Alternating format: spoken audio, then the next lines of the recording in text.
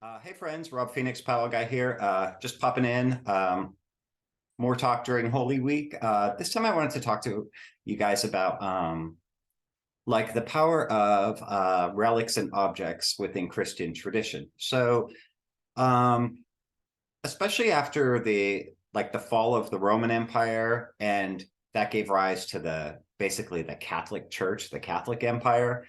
Um, During that time, there were a lot of people who had devoted themselves to God and like went off to live lives of solitude or found churches or monasteries and such with. Um, and it's during that period where we see a lot of the miracles and such attributed to the saints. Well, one of those folks was Benedict, Saint Benedict. So he was in like the 500s those years, and he was from basically a wealthy family who put him into monastic teachings, and he went off to live on his own as a hermit because he believed that's what he needed to do in order to fully connect with God. And he went through some personal tribulations and reached this sort of like level of wisdom and connection with God that he started teaching that God is present in the life of every person. God is not this unattainable, unreachable being that we can't know. God is there in everyone's life. And so he eventually started a monastery in Cassino, Italy, or Monte Cassino or Cassino. Not sure how you pronounce it. But at one point, there's a legend that states that he literally overcame the devil outside of the building of this monastery, like in this Cassino, Italy location. And he literally fought the devil and defeated him. And the experience was such a profound, spiritual, powerful experience that it literally tainted the ground there. And so that soil has been collected from that location for hundreds of years and used as relics of protection against witchcraft and the devil. So I have a bit of that soil here. The Catholic Church makes all sorts of these fantastic relics, or the Orthodox Church. I'm not sure who makes these, but they're made by a Christian organization. On the back, they have the protective symbol of Benedict, Saint Benedict. This is a protective talisman attributed to him. And here, encased in the glass, is soil from that monastery, from the location where it is believed that he actually fought against the devil and defeated him for that period of time. And the ground became so empowered by that spiritual event, the soil itself now has powerful protective anti-devilry, anti-witchcraft properties. So in Christian tradition, it is common to have many, many, many artifacts. Somewhere upstairs, I have a bit of what's believed to be the crucifix, several artifacts, relics, they're called. Some are actually sanctified by the church as being the real deal.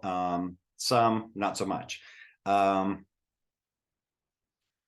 But these are objects that have been empowered by the church, are empowered by believers, and that have been passed down for hundreds of years and are still in use in Christian tradition. So you may see like some powwows actually, utilizing these things, because when the Reformation happened, the Protestant Reformation, as the churches were reformed to get away from the tyranny of the Catholic Church, they realized that a lot of the people weren't willing to let go of some of the things that they liked about the Catholic Church, such as the veneration of saints, such as that idea that we can communicate directly with God, or communicate directly with God through an intercessor like a saint.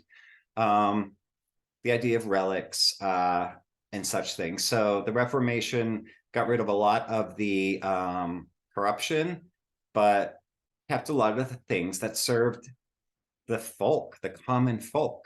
And so again, it goes back to what I always talk about, folk Christianity. So you'll find a lot of that. You'll find a lot even in Pennsylvania Dutch culture, like some of the old Reformed churches, which are now United Church of Christ or what have you, they may still have a few kind of like statues of saints around, or a few things like angelic things, or a couple interesting bits and baubles left over from the days when saints roamed the earth and they were doing all these miracles and such. So anyway, this is one that I've worn every day since a friend gifted this to me, another powwower, over a year ago, and I've worn it every day since. I just took it off to demonstrate this for this particular video.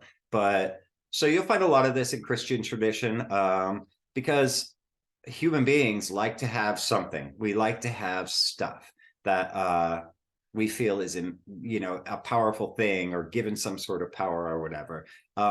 Now, I absolutely believe in these things. I feel much better owning this. Saint Benedict, he died in the year 547 on the date of March 21st, which coincidentally is my mom's birthday. No, I don't know. It's not a coincidence, but so anyway, that's just a little bit of trivia. So anyway, there are a lot of these. If you research Christian tradition, you'll find the saints. They're really interesting to learn about, and you're going to probably find a lot of relics, a lot of things from their lives that they've either touched or blessed, or have been in some way manipulated by their spiritual powers. And those things are still in circulation today, hundreds of years later. A couple of years ago, I was at a museum in Baltimore, and they had the Treasures of Heaven exhibit. It was a traveling museum exhibit, and I saw all sorts of Christian relics dating back almost 2,000 years. It was a fantastic exhibit. It was amazing just to be in the presence of these things. So there we go. 2,000 years of very rich tradition, history, and magic. So if you're interested in learning more about it, you can look it up. I'll put a link below to some information about this particular relic. There you go.